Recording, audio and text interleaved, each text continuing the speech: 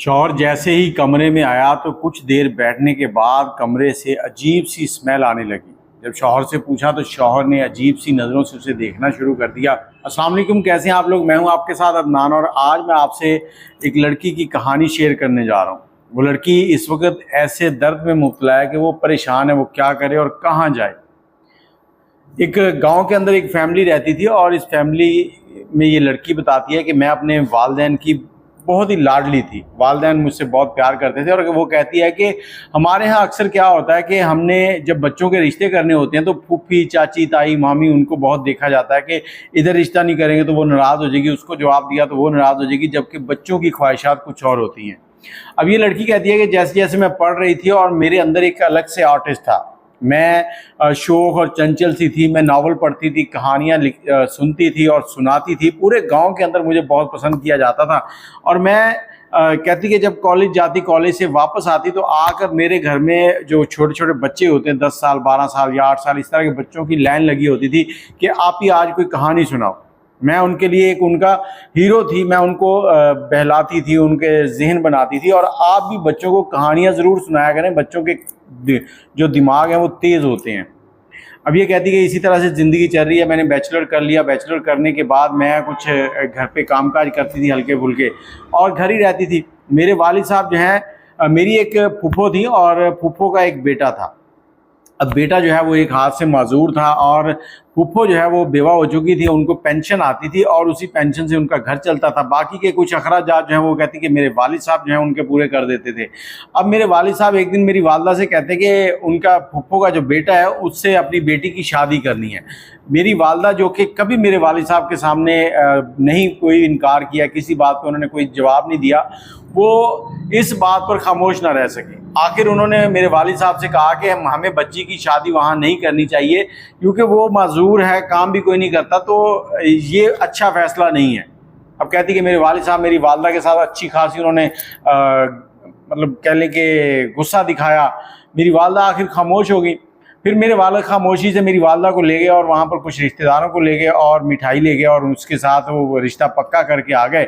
वापस आए तो मुझे आकर जब बताया तो मैं परेशान हो गई। मुझे ऐसे लग रहा था, मेरा जो ख्वाब थे वो ये थे कि मेरा जो शौहर होगा वो हैंडसम होगा और उसकी बड़ी बड़ी मूँछें होंगी, वो अच्छे मॉडर्न किस्म के कपड़े पहनता होगा, इस तरह का मेरे शौक़ थे। लेकिन जैसे ही मेरे वालिद ने मुझे बताया, मेरे अंदर का जो आर्टिस्ट था, मेरे जो ख्वाब थे, सब के सब चकनाचूर हो गए। मैं सोच रही थी कि किस लम्हे मैं अपने वालिद को कहूँ कि ये रिश्ता मुझे पसंद नहीं है और मेरे वालिद जो हैं वो फौरी तौर पर इससे इनकार कर दें। लेकिन सब कुछ इसके बरक्स था। मैं 1-2 दिन खामोश रही और आखिर मैंने हिम्मत की और अपने वालिद से जाके कहा कि अब्बू जान, मुझे उनसे अपनी फूफो के घर रिश्ता नहीं करना। एक तो वो लड़का जो है वो माजूर है, ऊपर से वो कमाता कुछ नहीं है, मुझे पसंद भी नहीं है। क्योंकि मैं जो ज़हनी तौर पे मैं ऐसे लोगों से थोड़ा सा अलग रहती थी कि जो इस तरह से माजूर होते थे, जिनमें कोई ऐसा कमी होती थी जो आम रूटीन से हट के होती थी, तो मैं उनसे डरती भी थी, मुझे खौफ भी आता था और मैं उनसे दूर रहती थी। इसीलिए मैं अपने इस कज़न के साथ मेरी कभी कोई अंडरस्टैंडिंग नहीं हुई, कोई बातचीत नहीं हुई थी। अब मेरे वालिद साहब ने कहती कि मुझे बहुत सुनाया, उन्होंने मुझे ये बातें सुनाई कि मैंने तुम्हें पाला, तुम पे सारी ज़िंदगी रिज़्क़ हलाल कमा के लगाया, तुम्हारी परवरिश की और आज तुम मेरी सारी कामों का ये सिला दे रही हो। अब मेरे वालिद साहब मुझसे अपने हर किए हुए अमल का सिला मांग रहे थे। वो सिला इसी में था कि मैं उनकी इस बात से एग्री कर जाऊँ। मैंने सर झुका दिया। मैंने कहा चले ठीक है। अब कुछ दिनों के बाद शादी हुई। शादी में सारे रिश्तेदार शामिल हुए, निकाह हो गया और मैं अपने ससुराल चली गई। अब शाम का टाइम था। मेरी सास जो है मेरे कमरे में आती है और मुझे आकर कहती है कि बेटा, तुमने अपने आप पर जुल्म किया है और मैं नहीं चाहती थी कि तुम्हारी शादी मेरे बेटे से हो। मेरा बेटा तो निकम्मा है, किसी काम का नहीं है और तुम्हारे वालिद साहब ने ज़ोर दिया कि ये शादी होनी चाहिए, उन्होंने ज़ोर लगाया। तुम्हारे वालिद साहब चाहते थे कि इसकी शादी हो जाए, हम नहीं इसका ख्याल रखेंगे तो कौन रखेगा। अब कहती कि मैं खामोश होगी। मेरे हर सोच के बरक्स काम हो रहा था। मुझे यही था कि शायद फूफो कहेंगी कि बेटा तुमने हम पे बड़ा एहसान किया है जो हमारे इस बेटे से शादी करी, लेकिन वो कहती कि तुम्हें इससे शादी नहीं करनी चाहिए थी। अब मैं खामोश हो गई हूँ। मेरा शौहर जो है वो शाम को कमरे में आया और कमरे में आने के बाद उसने पूरे इलाके की वो नेगेटिव बातें जो कोई लड़की की थी, किसी की थी, सारी की सारी सुनाई। कहती मैं परेशान थी कि ये क्या चल रहा है, मैं ज़िंदगी नई शुरू कर रही हूँ और मुझे सारी नेगेटिव बातें सुना रहा है, अजीब शख्स है।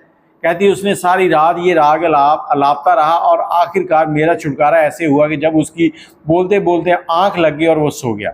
उसके बाद सुबह हुई, सुबह मैंने नहा धो के मेकअप किया और उसके बाद मेरे घर वाले आए। मैं स्टेज पर बैठी थी, थोड़ा मुस्कुरा रही थी और सबके साथ हंसते मुस्कुराते बातें हो रही थी। वलीमा हो गया, वलीमे के बाद मैं अपने घर में, मेरे वालिदैन अपने घर चले गए और फिर मुझे पता चलने लगा कि मेरा जो शौहर है वो नेगेटिव माइंड का है। अब मेरे शौहर ने मेरे ऊपर अजीबोगरीब सी पाबंदियां लगानी शुरू कर दी। मुझे ये कहना कि तुमने बाहर नहीं जाना, तुमने ये नहीं करना, तुमने वो नहीं करना। इस तरह से मेरे ऊपर पाबंदियां लगने लगी और कोई 2 महीने के बाद उसने मुझे कहा कि तुमने लिपस्टिक नहीं लगानी, तुम लिपस्टिक लगाओगे तो ये होगा, वो होगा, फलां फलां फलां। और ये शख्स मैं बताता चलूँ कि ज़हनी तौर पर भी माजूर और जिस्मानी तौर पर भी, और जो अजवाजी ज़िंदगी के फ़राइज़ से वो भी नहीं पूरे कर सकता था। शायद उसके शक की यही वजह थी और वो अपनी बीवी के ऊपर अब शक करने लगा था, उसको बोलने लगा था कि तुम किसी और के साथ इन्वॉल्व हो, ये है वो है। और उसने कहा, एक रोज़ तो हद ही कर दी, बाहर से आया और आकर उससे झगड़ा शुरू कर दिया और कहा कि तुमने लिपस्टिक लगाई थी और अब मैं आया हूँ तो मेरे आने से पहले तुमने ये लिपस्टिक जो है ये हटा दी है, अपने दुपट्टे से साफ़ कर दी है। मैं कहती, मैंने कहा कि मैं क्यों लगाऊंगी लिपस्टिक जब आपने मना कर दिया है। कहता नहीं, कहता तुम झूठ बोल रही हो, तुम्हारे होंठ गुलाबी कैसे हो सकते हैं। कहती मेरी 18-19 साल उम्र, मैं सफ़ेद रंग की मालक और मेरे होंठ गुलाबी नहीं होंगे तो और कैसे होंगे। अब वो शक कर रहा था और उसने मेरे करैक्टर के ऊपर बात की और मुझे मारना शुरू कर दिया। और वो मुझे मार ही रहा था, मेरे होंठों से खून निकल रहा था। और इसी लम्हे मेरी वालिद और वालदा इस घर में दाखिल होते हैं और जब दाखिल हुए तो मेरे वालिद जो है वो मेरे पास आए, मुझे कहते बेटा क्या हुआ। मैंने कहा अब्बू मैं गिर गई थी। जैसी मैंने इतनी बात की तो मेरी जो फूफो थी वो फट पड़ी, वो मेरे अपने भाई के गले जाके लग गई और रोने लगी। कहती भाई अपनी बेटी को यहाँ से ले जाओ, ये मेरा पागल बेटा इसको मार डालेगा, मैंने तो तुमसे उस वक्त भी कहा था कि इसकी शादी ना करो। तो मेरे वालिद साहब फटी नज़रों से देखने लगे मेरी तरफ भी, मुझे पास बुलाया, गले से लगाया और मुझे अपने साथ घर ले गए। घर ले जाकर उन्होंने मुझसे पूछा तो मैं शायद भरी पड़ी थी, मैंने रो रो कर सारी बातें सुनाई और वालिद मुझे ये कहते थे कि बेटा तुमने हमें पहले क्यों नहीं बताया। कहती मेरे वालिद जो हैं वो बड़े परेशान, सारी रात बैठे रोते रहे और सुबह हुई तो मेरे पास आए, मुझे कहते कि बेटा मुझे माफ़ कर दो, मेरा फ़ैसला गलत था, तुम ठीक थी। मैंने कहा चलो शुक्र है मेरी इस बंदे से जान छूट जाएगी। और तो 2 महीने गुजर गए। 2 माह के बाद मेरे वालिद ने यूनियन काउंसिल से रब्ता किया और उस शख्स को लीगल तलाक का एक नोटिस भेज दिया, खुला का। और जैसे ही वो नोटिस उसे मिला तो अपने दाद के लोगों में से कुछ लोगों को इकट्ठा किया और साथ आ गया और आकर माफ़ियाँ मांगनी शुरू कर दी, मैं आपकी बेटी को खुश रखूँगा, ये करूँगा, वो करूँगा। तो मेरे वालिद भी 2 महीने में उसके सारे पुराने जुल्म जो है वो भूल चुके थे। मेरे वालिद ने कहा कि चलो ठीक है, मुझे भी कहा बेटा कोई बात नहीं, चलो ये घर टूटना नहीं चाहिए, तलाक होती है तो ज़मीन आसमान हिल जाता है, ये हो जाता है, वो हो जाता है। मुझे उन्होंने बहला फुसला कर राज़ी किया। अब मैं डर रही थी कि मैं उसी दलदल में फिर जा रही हूँ, उसी दोज़ख में जा रही हूँ जिससे मैं निकल कर आई थी।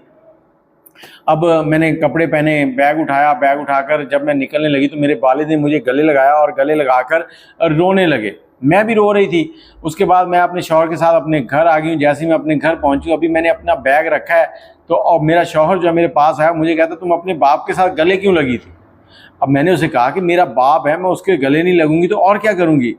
तो उसने बड़े अजीब से मानी खेज जुमले बोले। तो कहती मुझे गुस्सा आ गया और मैंने जन्नाटेदार थप्पड़ उसके कानों के नीचे रसीद किया, 1 मारा, 2 मारा, 5-7 कहती मारे। मारने के बाद मैंने अपना बैग उठाया और वापस अपने घर चली गई। मेरे वालिद जो हैं वो मेरी तरफ देख रहे थे। जब मेरे वालिद ने मुझे देखा तो कहते कि क्या हुआ। कहती अभी मैं उनसे कुछ कहती, मैं रो रही थी अम्मी के गले लग के। इतनी देर में दरवाजे पर बेल हुई और जो मेरा शौहर है वो वहाँ आ चुका था। उसने अंदर आया, उसने मेरे वालिद से कहा कि अगर ये अब मेरे साथ ना गई तो मैं इसको तलाक दे दूंगा। मेरे वालिद ने मुझसे पूछा बेटा क्या हुआ। तो मैंने कहा अब्बू जान मैं आपके गले लग के रो रही थी और ये शख्स घर जाकर कह रहा था तुम अपने बाप के गले क्यों लगी हो, आज के बाद तुमने अपने बाप के गले भी नहीं लगना। मेरे वालिद को भी गुस्सा आया। मेरे वालिद ने उसको चपेड़े मारनी शुरू कर दी। ये कह लें कि 15-20 चपेड़े मेरे वालिद ने मारी और उसके बाद वो शख्स गुस्से में वहीं खड़ा खड़ा मुझे 3 तलाकें दी और चला गया। मैंने उस शाम को शुक्राने के नफल अदा किए। मैं शायद वाहिद लड़की होंगी जो अपनी तलाक से खुश थी कि मेरी इस दोज़ख से जान छूटी जिसमें मुझे धकेला गया था। अब मैंने घर वालों से कह दिया कि अब मैंने कोई शादी नहीं करनी और मेरी शादी की कोई बात ना करे। सब परेशान थे, सब ने मुझे टाइम दिया, किसी ने इस बारे में कोई बात नहीं की और तकरीबन 3 साल का अरसा बीत गया। अब इसी दौरान मैंने फिर से वही नावल, वो कहानी और मेरे अंदर का जो आर्टिस्ट था, जो करैक्टर था, वो दोबारा ज़िंदा हो गया। बच्चों के साथ खेलना, सारी हलचल, ये वो, और जो मैं पसंद करती थी कि मेरा लाइफ पार्टनर इस तरह का होना चाहिए, वो सारी चीज़ें मेरे दिमाग में चलने लगी। अब कहती कि मैं एक रोज़ बैठी हुई हूँ, मुझे ये ख्याल आया कि मुझे शादी करनी चाहिए। अब मैंने घर पे कहा हुआ था कि मैं शादी नहीं करना चाहती, तो मैं खुद से वालिदैन को कह भी नहीं सकती थी। और करना ऐसे हुआ कि चंद दिनों के बाद मोहल्ले की एक औरत आई और उसने आके वालिदैन से रिश्ते की बात की। वालिदैन ने उसे मना करते हुए कहा कि हम बेटी से पूछेंगे, अगर उसने हाँ कर दी तो ठीक है। तो वो औरत चली गई। शाम को वालिदैन ने मुझसे पूछा, मैंने बस ना हाँ की ना की। वालिदैन समझ गए कि मेरी तरफ से हाँ है। उन्होंने उस औरत से कहा कि चलो बच्चे की तस्वीर दिखाओ। वो तस्वीर लेके आई। जब उन्होंने मुझे तस्वीर दिखाई तो तस्वीर हूबहू ऐसी थी जैसा मैं ख्यालों में सोचती थी। बड़ी बड़ी मूंछें और खूबसूरत से कपड़े और हैंडसम मॉडर्न टाइप का लड़का। तो मैंने सर हिलाया कि ठीक है। अब मेरे वालिदैन ने लड़के के वालिदैन को बुलाया। वो आए, वो पाकिस्तान आए हुए थे। वो हमारे घर आए, हमारा घर देखा, बच्ची को देखा। मेरे वालिद ने उनको बताने लगे कि हमारी बच्ची को तलाक की हुई थी। उन्होंने कहा जी हमें इस बारे में कोई बात नहीं करनी, आपको अगर हमारे बेटे के बारे में पूछना है तो पूछें, क्योंकि उसके शादी हुई थी, उसके बाद उसकी बीवी जो है उसके साथ बहस करती थी, लड़ाई करती थी, अजीबोगरीब मामला थे, इस वजह से उसने उसको तलाक दे दी थी। अब ये सारी बातें हुई, मैं बड़ी खुश थी कि इन्होंने मेरी तलाक की वजह भी नहीं पूछी। तो मेरे घर वाले भी खुश थे और उन्होंने कहा कि हमें कोई भी चीज़ नहीं चाहिए, आप बस रिश्ता ओके करें। अब तस्वीर से हमने लड़का देख लिया था। उन्होंने मेरी फ़ोन के ऊपर लड़के से कोई बातचीत करवाई थोड़ी सी, और उसने जो बातें की वो बहुत ही प्यारी लगी मुझे, क्योंकि उसके बोलने का अंदाज़ ही बड़ा प्यारा था। अब ये सारी चीज़ें मुझे ऐसे लग रहा था जैसे मेरे लिए ही सब कुछ हो रहा है। मेरी पहली तलाक भी इसी वजह से हुई कि मेरी शादी इससे होनी थी। और उन्होंने कहा कि चलो ठीक है, मंगनी करते हैं। अब मंगनी की बात होते होते उन्होंने कहा जी मंगनी क्या करनी है, हम निकाह क्यों नहीं करते, बच्चे को बोलेंगे वो 2 दिन की छुट्टी लेके आ जाएगा, यहाँ पे निकाह करेंगे, उसके बाद वापस चला जाएगा, फिर वहाँ से पेपर बनाएंगे और जब पेपर बन जाएंगे तो फिर हम धूमधाम से रुखसती करेंगे। अब मेरे वालिदैन जो है उन्होंने कहा ठीक है। जब तारीख रखी गई, निकाह का टाइम आया, उससे 1 दिन पहले वो जो लड़का था वो आ गया। उसके बाद मुझे दुल्हन बना के बिठाया गया, वो भी साथ बैठा और उसने तेज़ खुशबुएं लगाई हुई थी और कहती मुझे वैसे ही तेज़ खुशबुएं बहुत पसंद थी। एक और उसमें खूबी आ गई जो मुझे पहले से पसंद थी, मुझे और भी अच्छा लगने लगा। फिर उसके साथ थोड़ी सी बातचीत हुई, निकाह हो गया। निकाह के बाद वो चला गया और उसी शाम को पता चला कि वो जहाज़ में बैठा और वापस चला गया, वहाँ पर उसको कोई काम था। अब मेरे घर वाले जो हैं वो भी खुश थे, लड़के वाले जो हैं वो भी वापस चले गए और तकरीबन 1.5 साल के बाद मेरे जो डॉक्यूमेंट्स हैं वो कंप्लीट हो गए और मुझे वीज़ा अप्लाई हो गया मेरा। अब उन्होंने वहाँ से कहा कि ऐसे करते हैं कि हम वहाँ आएंगे, पैसे खर्च होंगे, ये होगा वो होगा, आपने कुछ भी खर्चा नहीं करना, हम सारी जो इसके वीज़े के या पासपोर्ट टिकट के पैसे वो भेज रहे हैं, आप लड़की को वहाँ से भेज दें, हम यहाँ रिसीव कर लेंगे। तो मेरे वालिदैन ने मुझसे बात की, मैं तो पहले ही उस शख्स की दीवानी हो चुकी थी। मैंने कहा चले ठीक है, कोई बात नहीं, ओके करें। उसके बाद हमने टिकट करवाई, टिकट करवा के जो प्रोसेस था वो पूरा हुआ। मैं जहाज़ में बैठी और कहती 31-32 घंटे की प्रवास थी और मैं उसमें सोई नहीं। रास्ते में एक जगह से जो जहाज़ है वो चेंज होना था, वो चेंज किया। जब मैं जाकर जहाज़ से उतरी हूँ बाहर, तो मेरे जो ससुर हैं और सास हैं वो मुझे लेने आए हुए थे। मुझे लगता था कि मेरा शौहर मुझे लेने आएगा, लेकिन वो आए थे। अब मैं उनके साथ गाड़ी में बैठी, उन्होंने मुझे बताया कि तुम्हारा शौहर जो है वो जॉब पे गया हुआ है, उसको छुट्टी नहीं मिली और आ जाओ आप, हम घर चलते हैं। घर चले गए। घर पहुंचे तो मैं बेताबी से उसको ढूंढ रही थी। उन्होंने कहा जी वो अभी टाइम लगेगा, बेटा तुम सो जाओ। मैं अपने कमरे में गई हूँ, कमरा बहुत ही खूबसूरत, और इस शहर को देख के मुझे लग रहा था कि मैं जैसे किसी परियों के शहर में आ गई हूँ। मुझे ये सारी चीज़ें खूबसूरत ही बड़ी लग रही थी। मैं एकदम से पाकिस्तान में कहाँ और कहाँ, यहाँ मैं अमेरिका पहुँच चुकी थी। अब मैं यहाँ पहुँचने के बाद बहुत खुश थी और कमरे में बैठी थी और बैठे बैठे पिछली 31 घंटे की थकावट भी थी और मुझे पता ही नहीं चला कब मुझे नींद आ गई। अब मैं सो के उठी हूँ तो तकरीबन 7 घंटे गुजर चुके थे। 7 घंटे गुजर चुके थे। मैंने देखा मेरी सास और ससुर ने खाना शाना बना रखा था और मेरा शौहर जो है उन्होंने कहा जी वो अब थोड़ी देर तक आने वाले हैं, फिर इकट्ठे खाना खाएंगे। जब मेरा शौहर आया तो वो सामने बैठा है, मैं इधर बैठी हूँ। मुझे लगा था कि वो मेरे साथ बैठेगा, लेकिन फिर भी हम बातचीत कर रहे हैं, मुझे बहुत अच्छा लग रहा है। खाना खाने के बाद मैं अपने कमरे में चली गई हूँ और उसके कुछ वक्त के बाद मेरा शौहर जो है वो मेरे कमरे में आ गया। अब हम बैठे बातें कर रहे हैं तो कुछ देर के बाद मुझे कमरे से अजीब सी स्मेल आने लगी। अब जब स्मेल आने लगी तो मैंने अपने शौहर से पूछा कि ये स्मेल कहाँ से आ रही है। मेरे शौहर ने मेरी तरफ देखा और देखकर कहता कि तुम्हें तुम्हारे वालिदैन ने कुछ नहीं बताया था। कहती मैंने कहा नहीं। कहता आप फिर अपने वालिदैन से पूछ लेना। उसके बाद वो कुछ देर बैठा और फिर वो चला गया। जैसे ही वो गया तो उसके बाद वो कमरे से स्मेल ख़त्म हुई तो मुझे कुछ सुख का सांस आया। मैंने घर पे फ़ोन किया, अपने वालिद से पूछा कि वालिद से कि इन्होंने अब मेरे शौहर की कोई बीमारी का आपको बताया था? तो मेरे वालिद कहते कि इन्होंने कोई इंग्लिश में बीमारी का नाम लिया था। मैंने कहा जहाँ पहले इतने मसले मिसाइल हैं, तुम भी तलाक याफ्ता हो तो ये लोग तुम्हें कबूल कर रहे हैं, तो छोटी मोटी बीमारियां तो होती रहती हैं, तो कोई बात नहीं, वो ठीक हो जाएगी। तो कहती मैं हैरान रह गई कि मेरे साथ अब फिर क्या हो चुका है। जहां मैं खुद को बड़ा खुश नसीब समझ रही थी, वहीं पर मैं अब अपने आप को कोस रही थी कि मैं एक जहन्नुम से निकली हूँ दूसरी में आ गई हूँ। अब मैं यहाँ से वापस भी नहीं जा सकती थी इसको छोड़कर। अब मैंने रात गुजारी। रात के बाद अगले दिन वो वलीमा वगैरह, इलाके के लोग आए हुए थे, सब ने मुबारकें दी और उसके बाद फिर ज़िंदगी चलने लगी। मेरे ससुर और सास जो हैं वो जॉब करते थे, वो कमा के लाते थे। मेरे शौहर को कोई बंदा जॉब नहीं देता था, और क्योंकि जहाँ भी ये जॉब पे जाता है, इसकी जो बीमारी थी, इसके जिस्म के ऊपर कुछ दाने दाने से थे और इसको उसकी वजह से स्मेल आती थी। इस बीमारी में जिस्म से अजीब सी बदबू आती है, और कहती कि मुझे तो खुशबुएं पसंद थी और बदबू से तो मेरा दिमाग ख़राब होता था। अब कहती कि हम लोग दोनों इकट्ठे बैठते भी नहीं थे।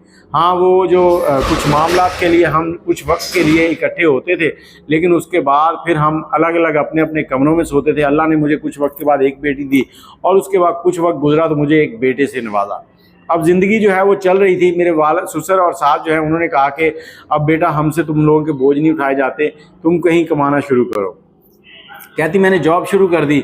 अब जॉब कर रही थी तो इस शख्स से मैं दूर जाके खुश हो रही थी कि मुझे इस घर से ज़्यादा टाइम बाहर रहने को मिल जाएगा, क्योंकि मैं इस बदबू में रहना नहीं चाहती थी। और बहुत से लोग मुझे कह रहे थे कि तुम इसको छोड़ दो, लेकिन मैंने कहा कि हो सकता है इसको बीमारी शादी के बाद भी हो जाती तो फिर मैं क्या करती।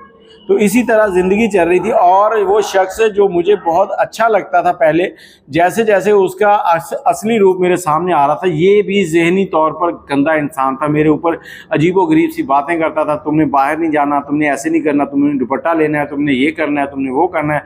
अब इसको वहम हो रहा था कि मुझे इतनी खूबसूरत बीवी कैसे मिल गई। अब ये सारे मामला चल रहे हैं। तो एक जहाँ मैं जॉब कर रही थी कुछ वहाँ जॉब की, उसके बाद उन्होंने मुझे ट्रांसफ़र कर दिया दूसरी जगह। जहाँ ट्रांसफ़र किया तो वहाँ से मुझे कंपनी की तरफ से पिक एंड ड्रॉप मिल गई। अब पिक एंड ड्रॉप मिली, 2 से 3 दिन तो ठीक रहा ये बंदा, और जब चौथे दिन मैं अपने उस गाड़ी से उतर के आ रही हूँ तो मुझे कहता कि तुम इस शख्स के साथ हंस हंस के क्यों बातें कर रही थी, तुम दोबारा इसके साथ नहीं जाओगी। अब मैं परेशान, मैंने इसको देख रही हूँ कि ये कह क्या रहा है। हमारे घर में रोज़ झगड़े होते थे, मेरे बच्चे जो हैं वो भी नफसियाती होते जा रहे थे, मैं भी टेंशन में थी। अब मेरे जो बॉस थे उन्होंने एक दिन मुझे कहा कि हम तुम्हारे घर चाय पे आना चाहते हैं।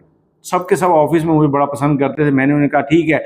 मेरे बॉस जो है मेरी अपनी बीवी के साथ हमारे घर आए हैं, उन्होंने चाय शाय पी है, बड़े खुश हुए। और मेरे शौहर जो हैं वो एक साइड पे बैठे उनको देख रहे थे और अजीब सी नजरें थी। जैसे ही वो उठ के गए तो इन्होंने मेरे ऊपर बातें कसना शुरू कर दी कि तुमने अपना नया यार बना लिया है। अब जैसी ये बात हुई मुझे गुस्सा आया, मैंने इसको तेज थप्पड़ 1 2 3 थप्पड़ मारे। और इस शख्स ने कहा कि मुझे तो लगता है कि ये बच्चे भी मेरे नहीं हैं, मैं इनका DNA करवाऊंगा। कहती मैंने कहा अब तुम DNA करवाओगे फिर ही बात करेंगे। कहती उस शख्स ने इतना बेशर्म था कि बच्चों के DNA करवाए। DNA की जब रिपोर्ट आई तो वो उसी के बच्चे थे। अब यहाँ मेरा जो करैक्टर है वो क्लियर हुआ, लेकिन उस शख्स को यकीन नहीं था। उसके बाद मैंने उसको 2 थप्पड़ और रसीद किया और मैंने अपने बच्चों को लिया और मैंने जाकर एक किराए पर क्वार्टर लिया, वहाँ रहना शुरू कर दिया। आज 4 महीने हो गए मैं उस क्वार्टर में रह रही हूँ। मुझे मेरे जो पासपोर्ट के डॉक्यूमेंट्स हैं वो मिल चुके हैं ग्रीन, लेकिन ये शख्स जो है ये अब लोगों को कहता फिर रहा है कि ये औरत आई ही डॉक्यूमेंट्स के लिए थी, इसको डॉक्यूमेंट मिल रहे हैं और ये मुझे छोड़ के जा रही है। और उसके बरक्स उस सोसाइटी की जो औरतें थी वो मेरे पास आती हैं और मुझे कहती हैं कि बेटा तुमने अपने आप पर जुल्म किया था जो तुमने इससे शादी की।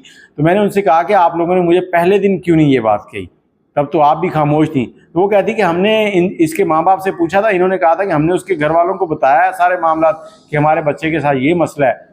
तो कहती कि मुझे तो पता ही नहीं था, मुझे जो बताया गया वो ये था, मुझे तो यहाँ आकर पता ये चला ये सारा मामला। और अब कहती कि मैं परेशान हूँ कि इस शख्स से भी क्या तलाक ले लूँ। ये वो शख्स जो मेरे करैक्टर के ऊपर उंगली उठा रहा है, जिसने अपने बच्चों के DNA करवाए हैं और इसको यही पता नहीं था कि मैं इसके साथ इतने अरसे से रह रही हूँ। एक वो सीधा शख्स जिसके दिमाग में भी बदबू और उसके जिस्म से भी बदबू आ रही है।